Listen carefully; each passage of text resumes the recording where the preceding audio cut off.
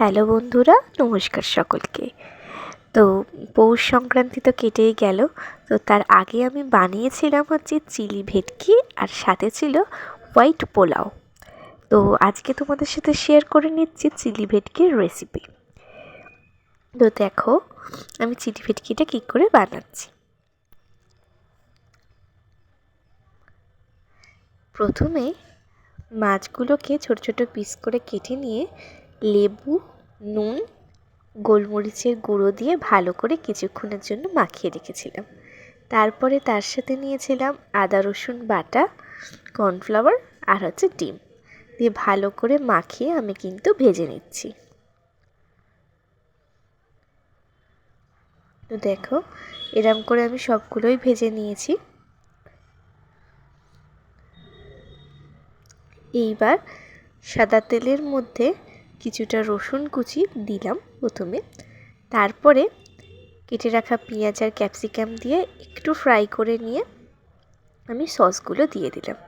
ছিল tomato sauce, chilli sauce আর হচ্ছে soya sauce, আর দিলাম গোলমরিচের গুঁড়ো। এরপরে দেখো দিচ্ছি লঙ্কার গুঁড়ো। তো এটা কিন্তু কালার হওয়ার জন্য দিয়েছিলাম, এটা কাশ্মীরি লঙ্কার গুঁড়ো ছিল। তো তার সাথে দিয়েছিলাম অল্প পরিমাণ জিরে গুঁড়ো আর স্বাদ মতন নুন। তো সেটা আর দেখাইনি আমি। দেখো কালারটা কত সুন্দর এসছে। এবার দিয়ে দিলাম হচ্ছে আদা রসুনের পেস্ট।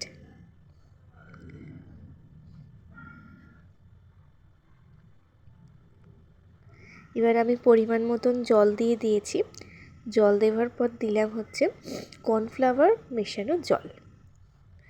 অল্প পরিমাণ জলে একটু কর্নফ্লাওয়ার গুলে নিয়ে দিয়েছিলাম। তো দেখো আমার ফুটে এসছে গ্রেভিটা। এবার দিলাম স্বাদ মতন চিনি। ব্যাস, গ্রেভিটা ফুটে যাওয়ার পর কিন্তু আমি এখানে যে মাছগুলো ভেজে রেখেছিলাম, তো সেই মাছগুলো সব দিয়ে দিলাম।